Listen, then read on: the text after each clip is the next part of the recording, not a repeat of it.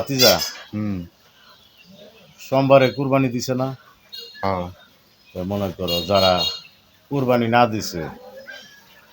এরাই তো যা গোস্টুস বানাইতো অহনের মৌলবীরা ফতুয়া দে বইয়া সেরা ফতুয়া দে মাইক্রোফোন চাইক্রোফোন হমনে তোয়া কইতাছে যারা আপনাদের গুরুতে গোস্ত বানায় কেউ কেউ কষাই কষাই কি এরা এরা তো গরিব মানুষ মনে করো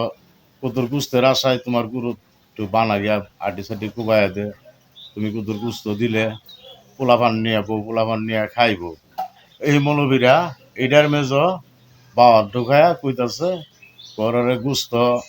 দিলে কুরবানি হইতো না ওর পারিশ্রমিক দিন পারিশ্রমিক মজুরি দিত আরে হারামির বাচ্চা হগল তোরা এই ফতুয়া দেশ কেমনে কিছু কিছু মৌলবীরা এই ফতুয়া দিয়া দেশটার মেজে এই বিশৃঙ্খলা লাগা এটি কইয়া যে দেশ তোরা করেন যা কুরবানি দে আল্লাহর নামে কুরবানি দে আল্লাহ কবুল করে এইটি যে কইয়া দেশ তাই কুরবানি তোরার এরার কবুল হইব তোর আল্লাহর মৌলবীর লাগিয়া করেন তোর কুরবানি নষ্ট হইব এই ফতুয়া আর কোনোদিন দিস না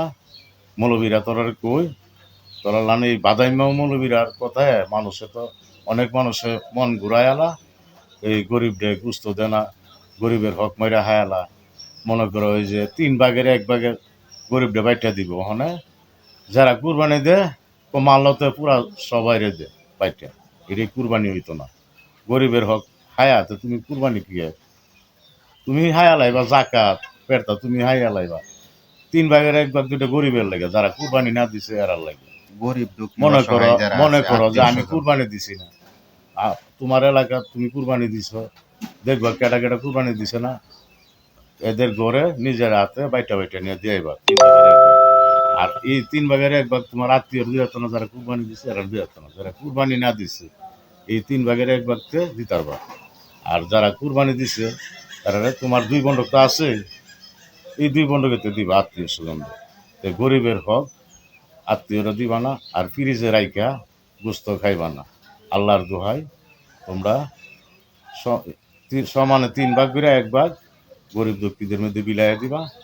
এসব মৌলবীরার কথা শুনা আন্তাজি কুরবানি দিয়া কুরবানি নষ্ট করিও না। আসসালামু আলাইকুম।